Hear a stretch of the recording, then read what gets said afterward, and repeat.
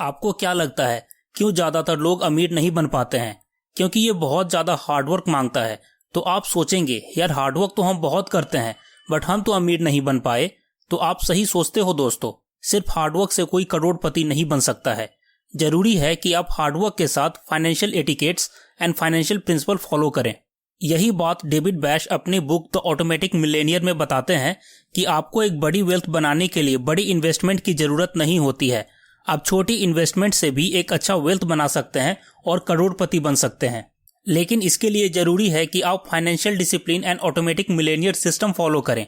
हम में से ज्यादातर लोग ये सोचते हैं कि अभी हमारी सैलरी बहुत कम है, तो जब हमारी सैलरी और बढ़ जाएगी तब हम अपना इन्वेस्टमेंट स्टार्ट करेंगे। लेकिन आप जरा सोचिए कि 5 साल पहले आपकी सैलरी क्या थी? क्या आपने उस टाइम कोई इन्वेस्टमेंट किया या कोई सेविंग की? और आज आपकी जो सैलरी है क्या उसमें आप कोई इन्वेस्टमेंट कर पा रहे हैं? जिसमें से हम में से ज्यादातर लोगों का आंसर नहीं होगा। हमें ऐसा लगता है कि 2% की इन्वेस्टमेंट से कोई बड़ा वेल्थ नहीं बनाया जा सकता है, या फिर हम इस ताक में रहते हैं कि हमें कोई क्विक रिस्क स्कीम मिल जाए जिससे हम कम समय में बहुत पैसा कमा लें और करोड़पति बन जाएं। लेकिन हम ये भूल जाते हैं कि क्विक रिस्क स्कीम हमारे पैसे डुबा भी सकता है। इसीलिए ऑथर डेविड कहते हैं कि हमें क्विक रिस्क स्कीम जैसे प्लान से दूर रहना चाहिए, और ये भी बताते हैं कि आप कैसे 2% के इन्वेस्टिंग से स्टार्ट करके करोड़पति बन सकते हैं। Author David the latte factor को इंट्रोड्यूस करते हैं और बताते हैं कि कैसे आप हर दिन एक कॉफी के 1 पैसे को सेव करके लॉन्ग टाइम में रिच बन सकते हैं। फॉर एग्जाम्पल, यूएसए में अभी एक कॉफी का प्राइस 300 रुपीज है, और ये मैं आपको इंडियन करेंसी में बता रहा हूँ क्योंकि हम इंडिया में रहते हैं।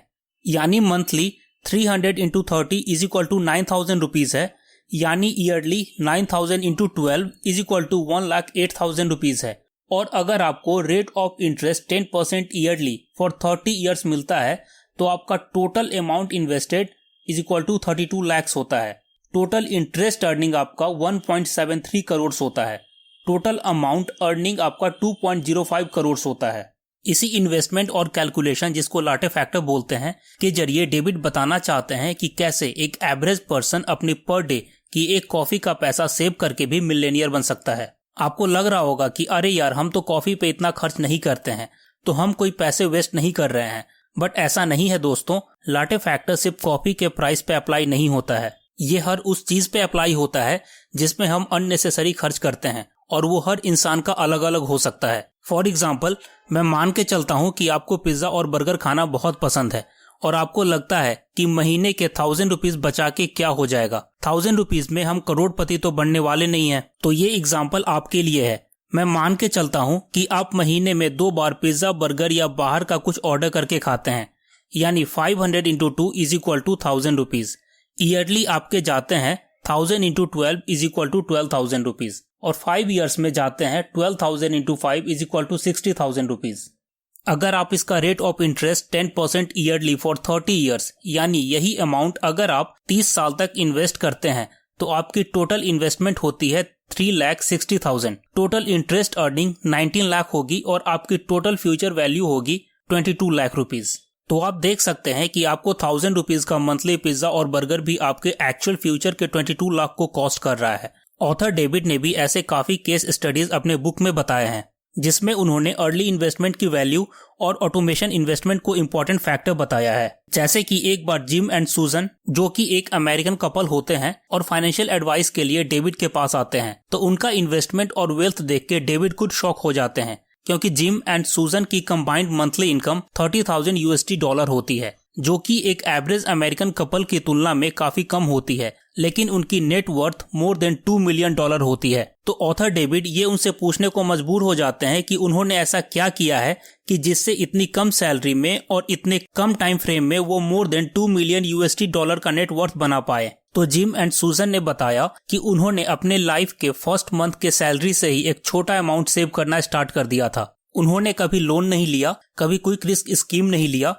डिसिप्लिन के साथ पैसे इन्वेस्ट करते रहे, और वो ऑलवेज सैलरी बढ़ाने के साथ वो अपना इन्वेस्टमेंट अमाउंट भी इंक्रीज करके 4% से 15% भी लेके गए। साथ ही कंपाउंड ऑफ बेनिफिट्स उठाने के लिए उन्होंने ऑटोमेटिक पेमेंट भी सेट किया ताकि किसी भी मंथ की कोई भी इन्वेस्टमेंट मिस न हो पाए। यहीं पे ऑथर डेविड हमें इंट्रोड्यूस करते हैं एक बहुत ही वैल्यूएबल फाइनेंशियल स्ट्रेटेजी से, जो है सेटिंग अप ऑटोमेटिक पेमेंट्स, यानी pay to yourself first. Author David कहते हैं कि अगर आप अपने फाइनेंशियल जर्नी को और भी ज़्यादा लॉजिकल और इजी बनाना चाहते हैं तो ये जरूरी है कि आप अपनी इन्वेस्टमेंट ऐप में ऑटोमेटिक पेमेंट सेटअप जरूर करें। आप माने या न माने, हम में से ज़्यादातर लोग बजटिंग करना नहीं जानते हैं और सैलरी आते ही हर पेमेंट्स और बिल को पे करके सैलरी को ख़त्म कर देते हैं।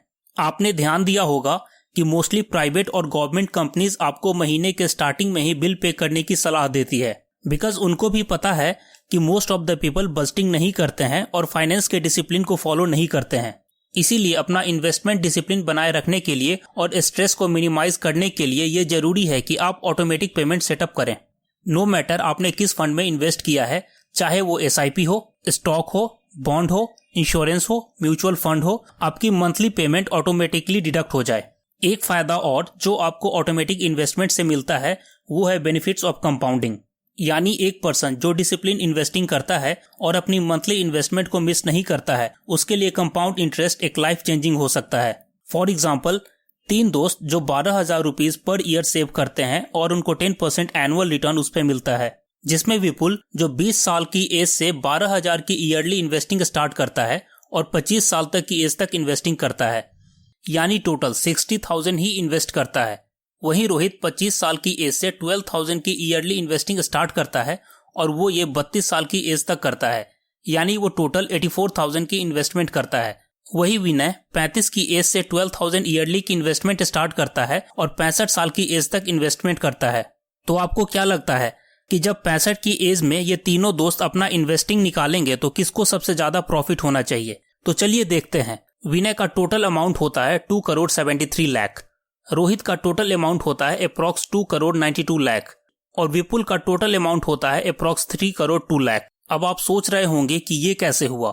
विपुल ने तो सबसे कम पैसे इन्वेस्ट किए तो फिर भी उसका सबसे ज्यादा रिटर्न मिला, और विनय ने सबसे ज्यादा टाइम तक इन्वेस्टमेंट की थी लेकिन उसको कैसे सबसे कम रिटर्न मिला?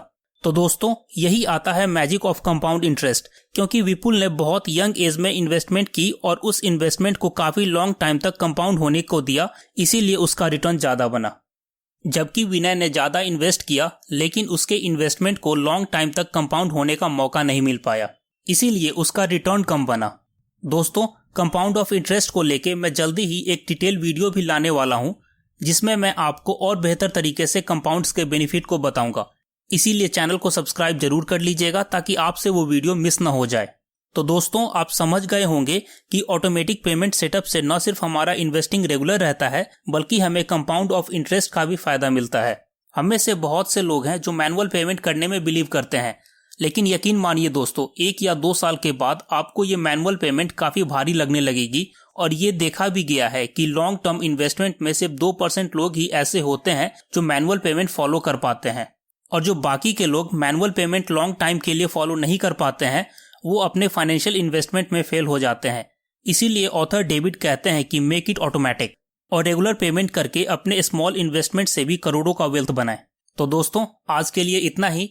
वीडियो अगर पसंद आया हो तो चैनल को लाइक और सब्सक्राइब करना न भूलें। गुड बाय दोस्तों, जल्दी मिलते हैं नेक्स्ट वीडियो में।